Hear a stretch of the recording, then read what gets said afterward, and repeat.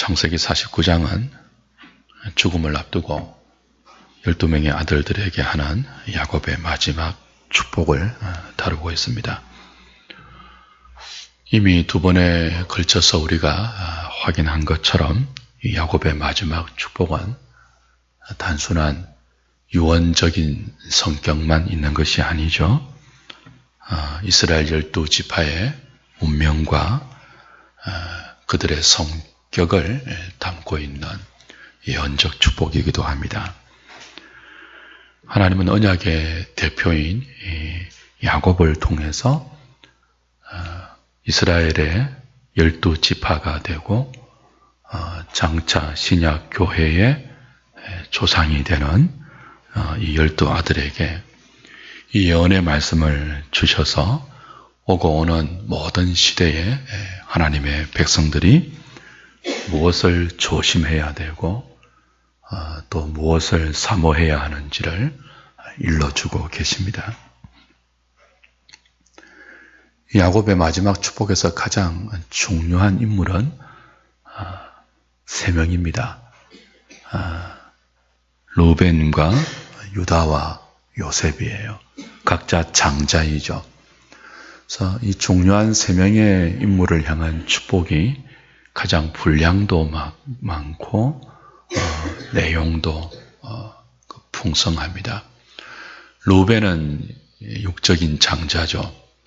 그러나 아비의 침상을 더럽힌 죄가 원인이 되어서 그 루벤의 자리에 그 영적인 장자의 역할을 유다가 감당하고 육신적인 장자의 복, 2배의 축복이죠. 그건 이제 요셉이 대신 받게 됩니다. 그래서 이 창세기 49장에 나오는 야곱의 축복에서 이 3명의 인물이 가장 중심적인 역할을 하고요. 나머지 인물들은 그렇게 분량이 많지를 않습니다.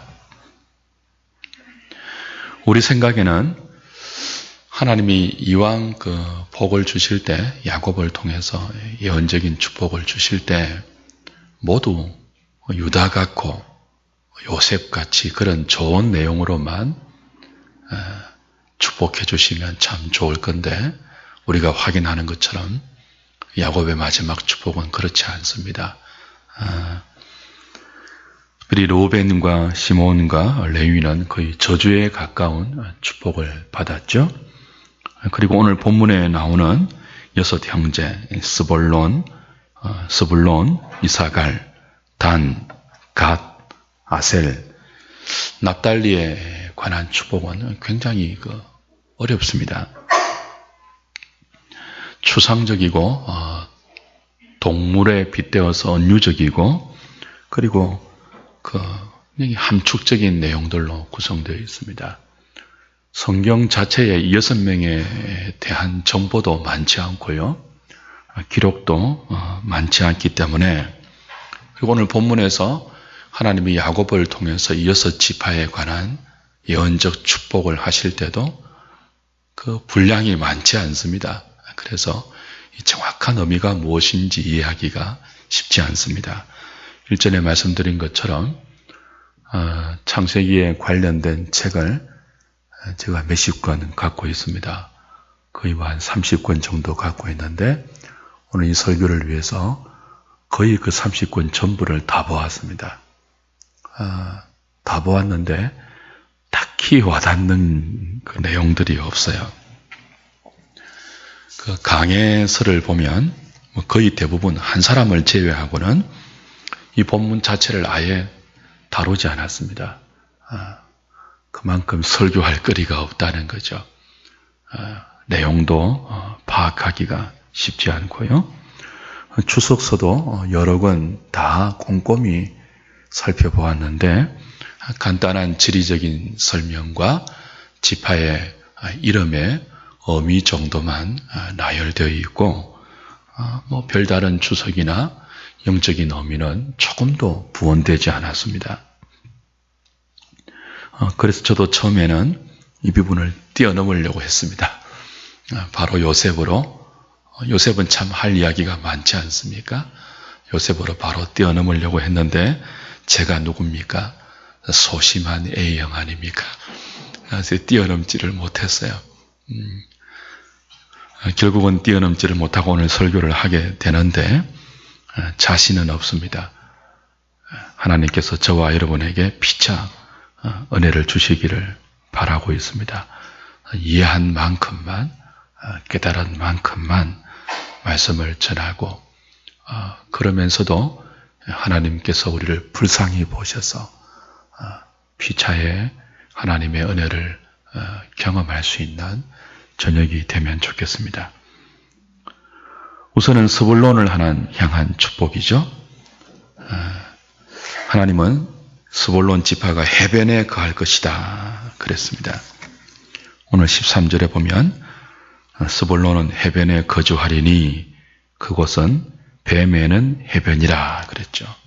그리고 그의 경계가 시돈까지다 이렇게 말씀했습니다. 이런 부분이 참 어려워요. 아마 이런 부분 때문에 자유주의 학자들이 성경은 오류가 많다 그렇게 말할 거예요. 실제적으로 여호수아서 19장 10절부터 16절에는 이 스불론이 받게 되는 땅의 경계를 구체적으로 설명을 하죠. 땅의 지경의 이름까지 다 나오는데 거기 나오는 모든 지명들은 해변이 아닙니다. 그리고 시돈과 가깝지도 않습니다. 바다가 없는 땅들이에요. 실제로 시돈과 더 가까이 거주하는 이스라엘 지파는 아셀 지파가 훨씬 더 지리적으로 시돈과 가깝게 살게 됩니다. 그래서 일부 사람들은 봐라 이거 그 성경에 오류가 있다 뭐 그렇게 몰아가는 거죠. 그러나 반드시 그렇지만은 않습니다. 우리말 번역에도 그 해변에 거주한다라고 번역되어 있는데 해변에라고 할 때 이 에라는 전치사를 해변을 향하여라고도 해석할 수 있습니다. 그런 용례는 얼마든지 발견됩니다. 그래서 해변에로 해석하지 않고 해변을 향하여라고 해석하면 그렇게 번역한 영어 성경도 버전이 몇 개 있습니다. 훨씬 더 의미가 조금 더 쉽게 다가오죠. 스불론이 실제적으로 해변에 거주한다는 뜻이 아니고 해변을 향하여 살면서 시돈을 거점으로 해서 해상무역을 한다. 많은 주석가들은 그렇게 주석을 합니다. 그러니까 스불론은 시돈에 가깝게 살지도 않고 실제적으로 바다가 없는 육지에 거주하지만 그러나 시돈을 거점으로 해서 해상무역을 하면서 살게 될 것이다 하는 예언이라고 볼 수 있죠. 해상무역은 다른 곳의 물건을 그 항구를 통해서 수입하는 거죠. 그리고 자신이 살고 있는 지방의 물건을 또 그 항구를 통해서 다른 곳으로 수출하는 그런 일이죠. 그 물건만 주고받는 것이 아닙니다. 해상무역이라는 것은 시돈은 해상무역으로 유명한 도시입니다. 물건과 더불어 자기 지방의 문물 혹은 타 지역의 문물까지도 함께 교류하는 역할을 하죠. 스불론 지파가 시돈을 중심으로 해서 그렇게 해상무역을 하면서 살 것이다 하는 이 예언적인 축복은 그들의 영적 역할을 의미한다고 볼 수 있습니다. 저는 그렇게 해석을 했습니다. 교회에 많은 사람들이 있죠. 하나님은 다양한 사람들을 교회에 허락하시고 다양한 은사를 허락하십니다. 여기 나오는 야곱의 12지파가 받은 축복은 다 다릅니다. 그건 다양한 역할을 의미하기도 하고 다양한 은사를 의미하기도 할 것입니다. 교회는 싫든 좋든 스불론처럼 일종의 해상무역을 하듯이 영적 역할을 하는 사람들이 필요하죠. 우리는 세상과 담을 쌓으며 살지는 않습니다. 싫든 좋든 불신자가 만든 물건도 사용해야 되고 하나님 모르는 사람과 더불어서 직장생활도 해야 되고 함께 살아야 합니다. 그 속에서 우리는 알게 모르게 세상의 문화에도 영향을 받고 또 그 속에서 우리는 그리스도의 복음을 그들에게 전해야 합니다. 그래서 교회는 우리가 싫든 좋든 세상의 문물이 사실은 들어와요. 특별히 이 시대는 물 밀듯이 들어오죠. 이스라엘 12 아들이 장차 들어가서 살아야 할 가나안 땅도 그러합니다. 하나님이 율법을 주셔서 율법의 계명대로 살라고 명령하셨지만 그들은 싫든 좋든 주변의 강대국의 영향을 받을 것입니다. 애굽과 바벨론과 아수르와 블레셋과 에돔과 암몬과 모압 수많은 이방 나라들의 영향을 자이든 타이든 받고 삽니다. 무엇이 필요합니까? 그 문화가 어떤 문화인지 그들이 만들어내고 그들이 먹고 마시는 일상의 가치관이 어떤 가치관인지 마치 무역을 하는 사람이 그 물건을 잘 알고 수입해서 팔듯이 또 자신의 물건을 잘 소개해서 다른 나라에 팔듯이 교회 안에는 그런 역할을 하는 사람들이 필요하죠. 세상의 문화가 어떤 가치관인지 어떤 과정을 거쳐서 이런 개념과 사상과 가치관이 형성되었는지 교회 가운데 가르치고 소개해서 어떤 것은 기독교적으로 잘 수용하여 유용하게 쓸 수 있는 것으로 소개할 수 있는 또 어떤 것은 아무리 세상에서 인기가 있고 큰 영향력을 발휘하고 있다고 해도 도저히 그리스도인들과 교회는 그걸 받아들여서는 안 된다는 수입 불가 그렇게 판정을 해서 가르칠 그런 사람들이 필요해요. 스불론 지파가 시돈을 거점으로 해서 해변을 향하여 살고 해상무역을 하면서 산다는 것은 이스라엘 12지파 가운데 일종의 프론티어 역할을 한다고 볼 수 있죠. 전초 기지 역할을. 우리 안에도 이런 은사를 가진 사람들이 필요합니다. 저는 우리 한우리 교회 가운데도 이렇게 세상의 여러 가치관과 경향들에 대해서 하나님의 관점으로 잘 파악할 수 있는 그래서 기독교 문화와 세상의 문화의 차이점을 잘 구별할 수 있고 어떤 것은 하나님의 은혜 가운데 유익하게 교회가 채택할 수 있지만 어떤 것은 아무리 그래도 우리가 받아들일 수 없는 수납할 수 없는 그런 것이라는 것을 다른 교우들에게 말할 수 있고 가르칠 수 있고 설명할 수 있는 그런 재능과 은사를 가진 사람들이 우리 하늘의 교회에서 많이 나올 수 있으면 좋겠습니다. 이전에게 기도할 때 하나님 우리 교회도 이 스불론 지파가 받았던 축복처럼 그렇게 복음의 전초 기지의 역할을 하며 세상의 많은 문화들과 사상들과 개념들을 잘 걸러낼 수 있는 그런 역할을 하는 지체들이 많이 나올 수 있도록 우리에게 복을 주시옵소서. 이전에게 기도할 수 있기를 바랍니다. 그 다음은 이사갈과 단입니다. 이사갈은 14절에 보니까 양의 우리 사이에 끌어앉은 건장한 낙이다 그렇게 말해요. 건장한 낙이는 힘이 있는 거죠.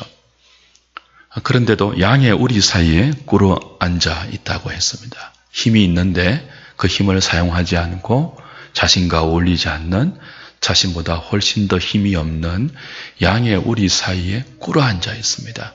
겸손한 모습이고 자기보다 약한 사람들과 얼마든지 어울릴 수 있는 그런 우직함을 가진 사람, 그렇게 볼 수 있겠죠.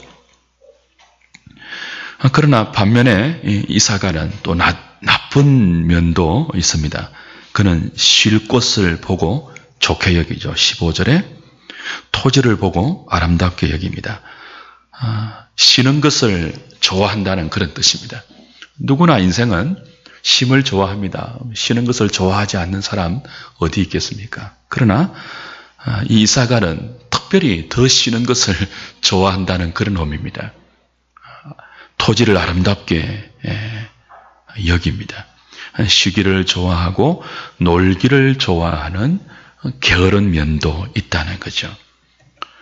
그래서 결국 어떻게 됩니까? 처음에는 양의 우리 사이에 꿇어 앉은 건장한 나귀처럼 힘이 있지만 그 힘을 약한 자들 속에서 함께 어울리며 살아내는 영적인 좋은 모습을 보이지만 나중에는 그 쉬기를 좋아하고 놀기를 좋아하는 그 게으른 특성을 절제하지 못하여서 나중에는 어깨에 짐을 메고 타인의 압제를 받는 종의 그 모습이 된다는 거죠.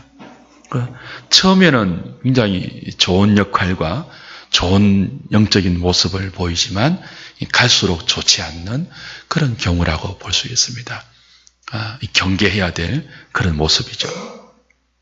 이건 그 뒤에 나오는 단 지파에는 조금 더 그것이 처음에는 좋았지만 나중에 더 좋지 않는 그런 특성이 단 지파에는 좀 더 두드러집니다. 16절에 보시면요. 단은 이스라엘의 한 지파같이 그의 백성을 심판하리로다 그러잖아요. 심판한다는 말은 재판관, 심판관 그런 뜻이 있습니다. 그러니까 단이 이스라엘의 한 지파처럼 혹은 이스라엘의 다른 지파를 그렇게 해석할 수도 있습니다. 한 지파를 심판하는 재판관의 역할을 한다는 것입니다. 그만큼 도덕적으로 윤리적으로 탁월한 어떤 그런 지위에 있다는 거죠. 그래서 단의 삶과 그의 모습이 다른 사람들과 견주어서 재판관의 자리에 오를 수 있을 정도로 도덕적 탁월성을 보이는 그런 단입니다. 단의 처음 모습은 그러합니다. 그러나 17절에 보면 이게 역전이 됩니다. 단은 길섭의 뱀이다 이렇게 표현하죠. 새길의 독사다. 말굽을 물어서 탄자를 뒤로 떨어지게 한다 이렇게 말하고 있습니다. 그렇게 다른 지파의 재판관의 역할을 할 정도로 도덕적으로 뛰어난 단 지파이지만 나중에는 길섭의 뱀이 됩니다. 지름길의 독사가 됩니다. 말굽을 물어서 말의 탄자를 떨어지게 하는 그런 자가 됩니다. 독사가 된다는 것입니다. 가만히 숨어 있다가 길섭에 숨어 있다가 지나가는 사람을 물어뜨리고 말을 물어뜨려서 상하게 하고 다치게 하는. 그러니까 처음에 재판관이 될 정도로 도덕적으로 뛰어난 사람이니까 많은 사람의 신뢰를 받을 것 아닙니까? 그래서 자기를 신뢰하고 자기를 믿고 무엇을 맡기고 상담하는 사람의 뒤통수를 친다는 거죠. 독사로 변해서 뒤꿈치를 물어 상하게 한다는 것입니다. 이 타락입니다. 타락. 타락으로 비유할 수 있겠죠. 해석할 수 있겠죠. 처음에는 그럴듯했지만 나중에는 그 모습을 유지하지 못하고 영적인 타락과 영적인 침체를 경험한다는 하는 예언적인 축복입니다. 실제로 단지파는 나중에 하나님이 삼손을 통해서 블레셋을 심판하실 때 삼손을 돕지 않습니다. 삼손을 도울 것처럼 하다가 오히려 삼손을 결박해서 원수들에게 넘겨버립니다. 말 뒤꿈치를 무는 독사처럼 실제로 그렇게 행동하죠. 그게 원인인지 확실하지 않지만 나중에 계시록 7장에 보면 구원받은 14만 4천 명의 명단이 나와요. 이건 구원받은 하나님 백성들의 총 수를 의미하죠. 14만 4천. 거기 이제 하나님이 이스라엘 12지파를 언급합니다. 12지파 이름을 하나하나씩 다 언급하고 각 지파별로 12,000명씩 해서 12 곱하기 12 곱하기 완전수 1000 해서 14만 4천. 모든 구원받은 하나님의 백성들을 그렇게 묘사해요. 근데 거기에 단지파가 빠집니다. 오늘 창세기 49장에서는 다른 12아들과 더불어서 언급되던 단지파가 빠지고 대신 이 므낫세가 등장합니다. 그러니까 구원받은 사람의 숫자에 들지 못해요, 단이. 나중에 단 지파는 실제 이스라엘 역사 속에도요, 라기스를 정복하고 나서 있는지 없는지 그냥 허지부지하게 사라져 버립니다. 성경에서 언급이 안 돼요.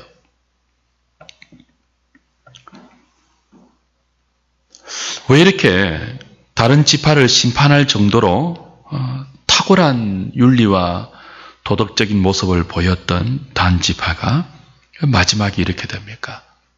14만 4천의 지파에 들지 못하는 수모를 당하고 비극을 맛봅니까? 진정으로 거듭나지 못한 전형입니다. 교회 안에 단 지파가 있습니다. 이스라엘 12지파가 다 구원받은 사람을 의미하지 않습니다. 남은 자만 구원받습니다. 언약과 구원은 별개예요. 이들은 언약 백성입니다. 언약 백성이 다 구원으로 연결되는 것은 아닙니다. 그 중에서 하나님의 택한 자, 남은 사람만이 신실하게 언약에 반응해서 믿음으로 하나님을 섬기며 구원받은 자의 삶을 살 것입니다. 그러니까 지금 이스라엘 12지파 가운데 야곱을 통해서 하나님이 예언적인 축복을 하잖아요. 이 예언적인 축복에는 일종의 신탁이란 말이에요. 그들의 운명이 오롯이 담겨있는 내용입니다. 그 중에 각 지파처럼 진정으로 거듭나지 못한 지체들도 있다는 것입니다. 처음에는 탁월한 것처럼 보였지만 감히 다른 지파를 재판할 정도로 다른 지파의 도덕적 삶의 기준이 될 정도로 그렇게 시작했지만 나중에는 길섭의 독사가 되고 첩경의 뱀이 되며 말탄 자의 말굽을 물어서 떨어뜨리게 하는 독사, 뱀, 타락하는 결국 진정으로 거듭나지 못한 한 전형을 보이고 있다고 저는 생각을 합니다. 이건 이제 우리에게도 하나님 분명히 말씀하고 있는 거죠. 단 지파를 통해서 하나님은 혈통으로 구원받는 것이 결코 아닌 것을 교훈하시는 것입니다. 목사의 집안에 딸로 태어났다고 해서 그 장로님의 집안에 자식으로 태어났다고 해서 3대째 믿는 집안에 태어날 때부터 유아 세례를 받고 시간이 지나 입교하고 어른이 되어 집사가 되어 차곡차곡 다 밟아갔다고 해도 진정으로 예수를 믿지 않고 참으로 물과 성령으로 거듭나지 않는 사람이 얼마든지 이 언약의 테두리 안에 있을 수 있다는 것입니다. 그걸 이제 단 지파를 향한 예언적인 축복이 우리에게 가르치고 있죠. 그래서 야곱은 단 지파를 향해서 하나님이 그 신탁으로 주고 있는 예언적인 축복을 하다가 갑자기 기도를 합니다. 18절 보십시오. 어떤 기도를 하죠? 한번 읽어보겠습니다. 시작. 여호와여, 나는 주의 구원을 기다리나이다. 이 기도가 참 갑작스러워 보이는 기도이지만 지금 하나님의 신탁이 임하고 있습니다. 야곱에게. 단순한 자식을 위한 그 잘되기를 바라는 그 정도의 축복 기도가 아니죠. 하나님이 야곱에게 부어주고 있는 야곱의 일생 동안의 믿음을 통해서 녹아나오는 축복도 있지만 한편으로 뭐도 있다고요? 하나님이 신탁적으로 야곱에게 부어주시는 예언적인 축복이 있단 말이에요. 그래서 성령의 영감으로 야곱은 지금 12아들들에게 장차 교회가 붙들고 우리를 돌아볼 때 사용해야 할 그런 교훈이 담긴 중요한 축복을 하고 있습니다. 하나님이 야곱을 통해서 우리 오고 오는 시대의 교회들에게 하시는 말씀이기도 해요. 야곱이 이 축복을 하다가 단에게서 어떤 축복을 하죠? 12지파에서 사라지는 그런 비극적인 운명을 예감하잖아요. 갑자기 그의 축복이 간절한 기도로 바뀌죠. 간곡한 간구로 바뀝니다. 어떤 기도라고요? 여호와여, 나는 주의 구원을 기다리나이다. 무슨 뜻입니까? 하나님, 이 단을 불쌍히 여겨주세요. 주의 구원이 단에게도 임하게 해주십시오. 사실 이건 단에게만 해당되는 기도가 아니죠. 이미 우리가 보았다시피 루벤, 시므온, 레위 전부 하나님께 받은 탁월한 능력과 은사가 있었습니다. 힘이 있었습니다. 그런데 오히려 이들은 저주에 가까운 축복을 받았지 않습니까? 그 의미가 무엇이었죠? 그 탁월함을 오히려 조심하지 않으면 그것 때문에 망한다는 거예요. 시므온과 레위는 그 탁월한 지혜와 힘을 잔인한 복수국으로 다 사용했습니다. 그래서 저주를 받았습니다. 그 저주를 늘 기억하면서 하나님 앞에서 자신의 한계를 인정하고 죄성을 인정하고 하나님 앞에 무릎 꿇어 하나님께 자신을 드리고 하나님의 구원을 사모할 때만 그 저주에 가까운 운명이 복으로 바뀔 수 있다는 의미였죠. 그래서 하나님은 루벤과 시몬과 레위를 향한 저주에 가까운 축복을 하고 나서 그 다음에 의도적으로 뭐예요? 메시아의 통로가 되는 유다를 향한 예언적 축복을 배치시켜서 그들로 하여금 메시아를 소망하게 만드는 것입니다. 우리에게는 이 교회 안에는 또 우리 믿음의 가정 안에도 우리 가족들 속에도요 얼마든지 루벤과 시몬과 레위와 그리고 이사갈과 단 같은 우리 자신이 그렇잖아요. 하나님께 받은 많은 은사와 재능과 많은 유익들이 있음에도 불구하고 우리에게는 여전한 부패함이 있습니다. 죄성이 있습니다. 그 하나님 주신 능력을 독사의 도구로 사용하는 미련함과 완악함이 있습니다.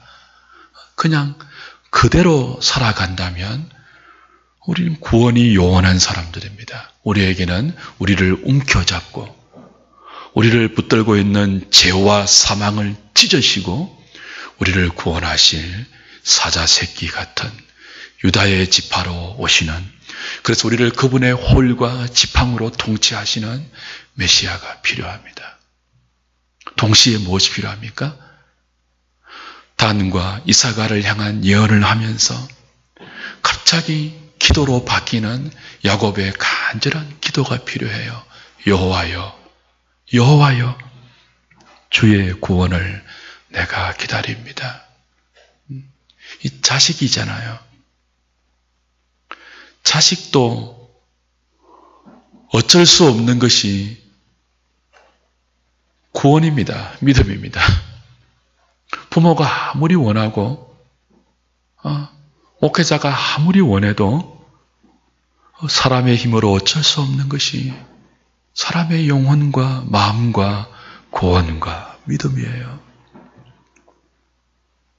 믿지 않는 자녀를 가진 신실한 부모의 마음이 어떻겠습니까? 유명한 목회자 가운데서 그런 자녀들 있잖아요. 박윤선 목사님 같은 경우. 우리 주위에도 그런 분들 많이 있습니다. 그렇게 유능하고 신실했던 목회자인데도 그 가정 안에 그 믿음을 갖지 않고 방황하는 자식들이 있었잖아요. 그래서 눈물로 기도했겠죠. 야곱처럼 여호와여, 나는 주님의 구원을 기다립니다. 이게 사람의 힘으로 안 돼요. 어느 부모가 자기 자식이 단처럼 이사갈처럼 처음에는 좋았는데 나중에는 노예가 되고 나중에는 독사 같은 사람이 되는 그런 자식을 두고 싶은 부모가 어디 있겠습니까? 근데 우리의 현실은 그런 자식이 생길 수 있습니다. 기도하는 거죠. 기도할 수밖에 없는 거죠. 여호와여, 나는 주님의 구원을 기다립니다. 내 힘으로 어찌할 수 없습니다. 불쌍히 여겨 주십시오. 제발 당신의 구원이 이 아이에게 임하게 해 주십시오. 독사로 머물지 않게 해 주십시오. 독사로 끝나지 않게 해 주십시오. 하나님께서 나에게 신탁적으로 이 아이의 미래와 이 아이의 성격과 이 아이의 기질을 보여주시고 내가 이 아이를 키우면서 이 아이를 파악할 때도 그게 당연한 것처럼 여겨지지만 그러나 하나님 이대로 내버려 두지 말아 주시옵소서. 불쌍히 여겨 주시옵소서. 나는 주님의 구원을 기다립니다. 아버지의 심정입니다. 목회를 해보면 교회 안에 그와 같은 사정이 생기죠. 교회 안에 다 신실한 분들만 있는 거 아니잖아요. 눈으로 볼 때 저분이 빨리 거듭나야 할 텐데 라고 여겨질 정도의 사람들이 있단 말이죠. 모든 지상의 교회가 그러합니다. 알곡이 있는 반면 가라지도 있습니다. 양이 있는 반면 염소도 있습니다. 당연히 우리는 이런 기도를 해야 되죠. 이스라엘 12지파 가운데는요, 나중에 이름이 사라지는 단지파 같은 것도 있다고요. 그러나 우리는 이 기도를 끊이지 말아야 합니다. 여호와여, 나는 당신의 구원을 기다립니다. 오늘 저녁에 우리가 기도할 때 우리 가정에 불신 가족들이 있잖아요. 우리가 볼 때 아직 하나님의 은총의 영역에 들어오지 못하고 물과 성령으로 그 영혼이 거듭나지 못한 증거들이 보이잖아요. 우리는 눈물로 기도해야 되는 거죠. 야곱처럼 간절한 마음으로 기도해야 되는 거죠. 우리가 무엇을 기다린다고요? 여호와여, 나는 당신의 구원을 기다립니다. 내 힘으로 어찌할 수 없으니까 성령의 나타남과 하나님의 능력으로 우리에게 맺힐 이 믿음의 열매가 사랑하는 내 가족에게, 사랑하는 나의 지체들에게, 우리 교우들에게 하나님 맺히기를 원합니다. 오늘 저녁에 우리가 약한 지체들을 위해서 아직도 믿음의 세계 안으로 들어오지 못한 우리의 불신 가족을 위하여 야곱의 이 간절한 기도를 우리가 함께 드릴 수 있으면 좋겠습니다. 마지막으로 교회 안에는 로벤과 시몬과 레위 그리고 이사갈과 단처럼 걱정되는 지체들만 있는 게 아니죠. 정반대로 처음에는 보잘것없고 처음에는 그 모습과 모양을 볼 때 걱정이 되지만 웬일입니까? 웬 은혜입니까? 시간이 갈수록 나중에 놀랍게 변화되는 사람들도 우리 교회 안에는 있습니다. 갓 지파가 그러해요. 19절에 보니까 갓은 군대의 추격을 받는다 그랬습니다. 이 군대가 누군지 분명하지는 않습니다. 외국의 군대인지 혹은 다른 지파의 미움과 추격과 박해를 받는다는 말인지 분명하지 않지만 그러나 여하튼 처음은 불안해요. 군대의 추격을 받아요. 위태로워요. 보기가 정말 위험하죠. 근데 나중에는 어떻게 됩니까? 도리어 오히려 그 뒤를 추격하는 역전이 일어납니다. 다른 사람의 걱정이 되고 보기가 심히 불안했던 이 사람이 나중에는요, 오히려 이 상황을 역전시키죠. 추격자가 되는 영적 역전을 우리에게 보이는 그런 지체들도 교회 안에는 있습니다. 이건 오늘 본문이 아니지만 27절에 나오는 베냐민 지파에 가면은 더더욱 그러해요. 베냐민은 다음 주에 요셉 할 때 다 다루지 못하니까 오늘 한번 보죠. 27절. 베냐민은 물어뜯는 일이라. 아침에는 빼앗은 것을 먹고 저녁에는 움킨 것을 나눈다 그랬습니다. 물어뜯는 일이 같아요. 좋은 것 아니잖아요. 탐욕스러워요. 자기 먹이를 물어뜯고 빼앗기지 않는 일이 같습니다. 그래서 아침에는 빼앗은 것을 먹는다 그랬습니다. 자기 게 아니고 빼앗은 것을 먹는. 베냐민이 처음에는 그런 삶을 살아요. 교회 안에도 그런 분들이 있을 수 있잖아요. 왜 예수를 믿는다고 하고 교회 다니면서도 저렇게 사실까? 남의 것을 꼭 저렇게 이리처럼 빼앗으면서 살까? 걱정거리가 되고 기도의 대상이 되고 근심거리가 되는 그런 사람들이 나중에는 어떻게 된다고요? 저녁에는 움킨 것을 나눈다 그랬습니다. 차지하고 빼앗고 이리처럼 그렇게 살던 지체가 무슨 일인지 모르겠지만 하나님의 은혜 가운데 저녁이 되면 움킨 것을 나누는, 다른 사람들에게 기꺼이 자신의 것을 흘려보내는, 절대로 펴지 않았던 손을 펼쳐서 다 나누어주는 그런 사람이 된다는 거예요. 이 놀라운 은혜이죠. 교회에도, 우리 가정에도 이런 그 은혜가 있어야 되지 않겠습니까? 그게 교회입니다. 이런 사람도 있고 저런 사람도 있고, 처음에는 참 감탄을 자아냈던 지체인데 나중에는 오히려 근심거리가 되는 사람도 있고, 처음에는 모든 사람의 근심거리고 모든 사람을 불안하게 했는데 나중에는 오히려 우리의 감사의 내용이 되고, 그죠? 하나님께 찬송의 대상이 되는 그런 지체들도 있는 거죠.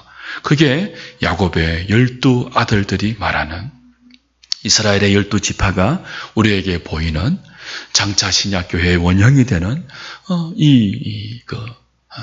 그 축복 속에서 볼 수 있는 교회의 한 모습입니다. 이런 사람 저런 사람 다 있습니다. 그 속에서 중요한 것이 무엇입니까? 잘 되든 못 되든 모두가 우리를 움켜잡고 우리를 구원하실 유다의 사자 새끼로 설명되는 메시아를 소망하는 공동체. 그래서 그 메시아만이 우리의 소망이 되는 공동체. 연약함을 발견할 때마다, 우리의 죄성과 부패함을 발견할 때마다 야곱의 기도처럼 여호와여 나는 기다립니다. 당신의 구원하심을 기다립니다. 무릎 꿇어 하나님의 은혜를 구하는 공동체. 그게 바로 교회입니다. 오늘 저와 여러분들이 이 야곱의 마지막 축복을 통하여 우리에게 있는 다양한 은사들, 다양한 모습들, 그 모든 것들이 바로 교회란 이름으로 하나님이 불러 모아서 그 속에서 한결같이 그리스도를 바라보게 만들고, 그 속에서 우리가 더 겸손하게 만들며 우리로 하여금 무릎 꿇어 야곱처럼 기도하게 만드는 하나님의 인도하심과 간섭이 있다는 사실을 다시 확인하고, 오늘 저녁 우리가 그 겸손함으로 야곱처럼 기도하고 또 그 축복 가운데 들어있는 우리의 참 소망 되신 그리스도를 사모하는 이 귀한 저녁 되기를 주님의 이름으로 부탁드립니다.